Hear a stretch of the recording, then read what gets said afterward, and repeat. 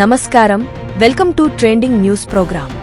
నా పేరు సౌందర్య. ప్రస్తుతం ట్రెండింగ్ వార్తల విషయానికి వస్తే, కూటమిలో ఎవరు ఎక్కువ ఎవరు తక్కువ కాదని తెదేపా అధినేత చంద్రబాబు స్పష్టం చేశారు. ప్రజల కోసం కలిసి అడుగులు వేస్తున్నామన్నారు. తాడేపల్లిగూడెంలో తెలుగుదేశం జనసేన ఉమ్మడి సభలో ఆయన మాట్లాడారు. తెలుగుదేశం జనసేన దెబ్బకు ఫ్యాన్ ముక్కలైపోవాలి, పొత్తు గెలవాలి, రాష్ట్రం నిలవాలి, ఆంధ్రప్రదేశ్ ఇక అన్స్టాపబుల్, రాష్ట్రంలో విధ్వంసానికి ఫుల్ స్టాప్ పడుతుంది. తెలుగుదేశం జనసేన విన్నింగ్ టీం, వైకాపాది చీటింగ్ టీం. తెలుగుదేశం అగ్నికి పవన్ వాయువులా తోడయ్యారు.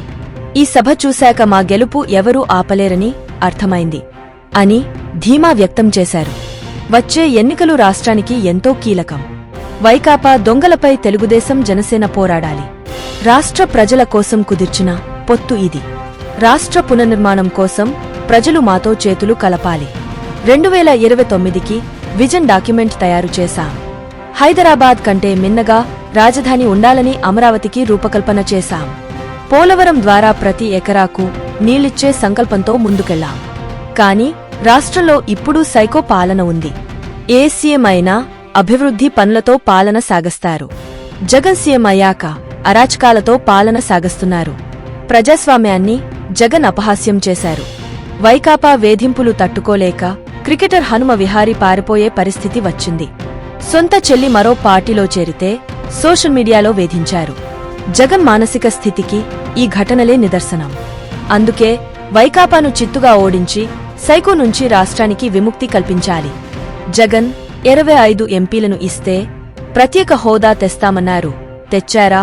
కుప్పం ప్రాంతానికి నీళ్ల పేరిట జగన్ నాటకాలు వేశారు. ఒక్క రోజులోనే అంతా సర్దుకొని పోయారు. వచ్చే ఎన్నికల్లో కుప్పం నియోజకవర్గంలో 1,00,000 ఓట్ల మెజార్టీ వస్తుంది. జగన్ పాలన ఒక అట్టర్ ఫ్లాప్ సినిమా. అలాంటి సినిమాకి సీక్వెల్ ఉంటుందా?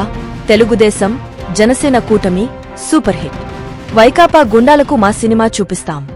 Telugu Desam Janasena winning team, Vaikapa cheating team. Why not 175 కాదు, వైనాట్ పులివెందుల. రాష్ట్రాన్ని ఎలా అభివృద్ధి చేయాలో మా వద్ద బ్లూప్రింట్ ఉంది. పెట్టుబడులు తెచ్చి రాష్ట్రంలో సంపద సృష్టించి పేదలకు పంచుతాం.